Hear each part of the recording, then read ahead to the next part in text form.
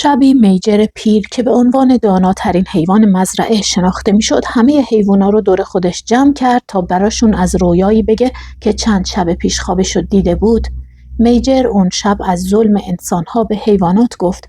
از این گفت که نباید به هیچ انسانی اجازه سلطه و ظلم رو داد و در نهایت برای حیوونا بهشتی ترسیم کرد که در اون همه با هم برابرن و به کسی ظلم نمیشه. 3 شب بعد از این حرفها میجر در نهایت آرامش از دنیا رفت، اما میراثش برای حیوونا باقی موند تا اینکه یه روز حیوونا تصمیم گرفتن دیگه تن به کار کردن برای اربابشون آقای جونز ندن و سرنوشت خودشونو به دست بگیرن. بنابراین در حالی که همه چیز ظاهراً مرتب به نظر می رسید، با رهبری چند خوک به نامهای ناپلئون، اسنوبال و اسکویلر، انقلابی بر ضد آقای جونز که صاحب مزرعه بود به پا شد. حیوانات تحت فرمان ناپلئون و اسنوبال انقلاب رو به پیروزی رسوندن و آقای جونز رو از مزرعه بیرون کردن. اونا مزرعه رو به قلعه حیوانات تغییر نام دادن و قوانین جدیدی برای حکومتشون تدوین کردند. خوک‌ها با این ادعا که از بقیه باهوش‌ترند رهبری حیوونا رو به عهده گرفتن و بقیه رو تعلیم دادن. اونا مرتب جلسات هفتگی داشتن و با همفکری و شورا با همه حیوونا کارا رو پیش می‌بردن. همه خوب و خوشحال بودن و برای آبادی مزرعه‌شون سخت تلاش می‌کردن. باکسر اسب قوی و ساده اندیش و مهربانی بود که زحمتکشترین و صادقترین حیوان مزرعه بود و همیشه میگفت من سخت‌تر کار خواهم کرد. اونا در جلسات هفتگی 7 اصل حیوانیسم با عنوان 7 فرمان قلعه حیوانات رو تصویب کردند که همه موظف شدن ازش اطاعت کنند. 7 اصل مزرعه حیوانات: هرچه 2 پا باشد دشمن است. هرچه 4 پا یا بالدار باشد دوست است. حیوان لباس نمی پوشد. حیوان روی تخت نمی خوابد. حیوان الکل نمی نوشد. حیوان حیوان دیگری را نمی کشد. همه حیوانات با هم برابرند. مهمترین اصل در 7 فرمان قلعه حیوانات همون فرمان آخره که میگه همه حیوانات با هم برابرند.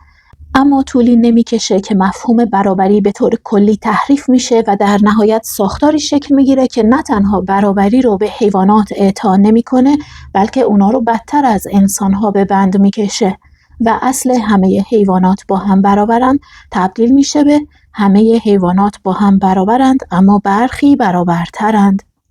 با گذشت زمان ناپلئون و اسنوبال در مورد اداره مزرعه اختلاف نظر پیدا می‌کنند. ناپلئون که از قدرت بیشتری برخورداره، اسنوبال رو از مزرعه بیرون میکنه و خودش به تنهایی قدرت رو در دست میگیره. به تدریج ناپلئون و بقیه خوک‌ها رفتارهای انسانی رو یاد میگیرن و تمرین میکنن روی 2 پا راه برن و کت و شلوار بپوشن و رفته رفته از اصول اولیه انقلابشون فاصله میگیرن. در پایان کتاب قلعه حیوانات، حیوانات متوجه شدند که زندگیشون تحت حکومت خوک‌ها از زمان آقای جونز به مراتب بدتر شده. قلعه حیوانات داستانی افسانه‌ای درباره انقلابی حیوانی علیه ظلم و ستم انسان هاست که اگه با دقت بخونیمش میبینیم که چقدر به دنیای آدم‌ها شباهت داره. جورج اورول با خلق و روایت داستان قلعه حیوانات قصد داره از آفت قدرت طلبی بگه، آفتی که میتونه بدخواهان رو با توسل به تبلیغات دروغ بر مسند حکومت بشونه و باعث استثمار توده آسیب‌پذیر و ضعیف جامعه بشه. قلعه حیوانات رو نباید به چشمه داستان ببینیم، چون عملاً با یک کتاب سیاسی طرفیم که از زبان داستان و تمثیل برای بیان حقایق استفاده میکنه. ایده این کتاب در حقیقت از وقایع انقلاب بولشویکی روسیه در اکتبر 1917 و خیانت استالین به آرمانهای اون انقلاب گرفته شده. انقلابی که اگرچه هدف اولیش برپایی عدالت اجتماعی بود، اما در نهایت به چنان دیکتاتوری تبدیل شد که هیچ کس تصورش رو هم نمی کرد. این انقلاب در نهایت به شکلگیری اتحاد جماهیر شوروی منجر شد. جورج اورول با روایت این داستان از تمام خیانت‌هایی حرف زده که ممکنه در روند یک انقلاب به طور زیرپوستی باعث مصادره اون انقلاب به نفع قدرت طلبان و استثمارگران بشه، تا جایی که بعد از مدتی اون جامعه اصلاً یادش میره برای چی انقلاب کرد و چه قوانینی رو به عنوان قوانین اساسی از ابتدا برپا کرده بود. اورول به طور ماهرانه از این داستان برای نشون دادن خطرات قدرت مطلق و فسادی که میتونه در نظام‌های استبدادی رخ بده استفاده کرده. نمادها در کتاب قلعه حیوانات. میجر پیر که ایده انقلاب رو در سر حیوانات انداخت، کارل مارکس بود که مانیفست کمونیست رو سالها قبل از وقوع انقلاب روسیه منتشر کرد. ناپلئون خوک نمادی از استبداد و دیکتاتوریه. این شخصیت به تدریج خودش رو به عنوان یه رهبر مستبد معرفی میکنه و نمایانگر فساد و خیانت به ایدئولوژی انقلابیه. ناپلئون نماد استالینه. استالین یکی از خونریزترین رهبران تاریخ بوده که در طول دوران حکومتش بر اتحاد جماهیر شوروی جنایات و فجایع بسیار زیادی به بار آورد. اسنوبال نشون دهنده رهبری ایدئالیست و اصلاح طلبه. اسنوبال که برخلاف ناپلئون به دنبال بهبود واقعی شرایط مزرعه بود، در نبرد قدرت از دور خارج میشه. اسنوبال نماینده لئون تروتسکی است. اسنوبال مثل تروتسکی از قدرت کنار گذاشته شد و به عنوان دشمن معرفی شد. تروتسکی یکی از مبارزان مشهور انقلاب روسیه که دغدغه مردم رو داشت و به شدت با سیاست‌های استالین مخالفت میکرد، بعد از مدتی از روسیه فرار کرد تا جانش رو حفظ کنه. باکسر نماینده طبقه کارگر و نیروی کار فداکاره. باکسر با سخت کوشی و از جان گذشتگی نشون میده که به ایدئولوژی‌ها متعهده، حتی زمانی که بهشون خیانت میشه.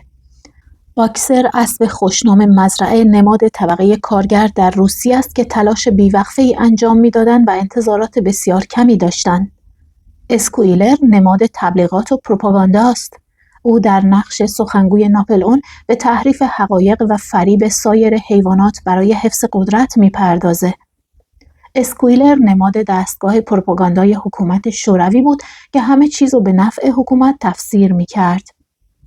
آقای جونز نماینده سیستم‌های حکومت ستمگر قبلی است. آقای جونز نماد حکومت‌های ستمگری است که حیوانات در ابتدای داستان علیه اونها شورش میکنند.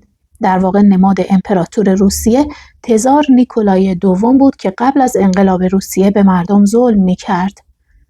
مزرعه به معنی در واقع مزرعه و ملک اربابیه که نمادی از یک دولت یا کشوره که در اون انقلاب و تغییرات سیاسی رخ میده.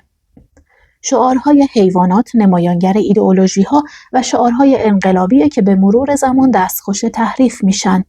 دیوار نوشته‌ها نمادی از قانون و اصول حاکم بر جامعه جدید پس از انقلاب که نشون دهنده تغییرات ایدئولوژیک و سیاسی است، اما با گذشت زمان اونها هم دچار تحریف میشن.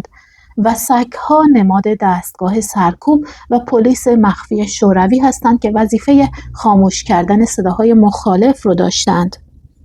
قلعه حیوانات از آثار مهم ادبی قرن 20 است که به صورت تمثیلی به بررسی مسائل سیاسی و اجتماعی می‌پردازه.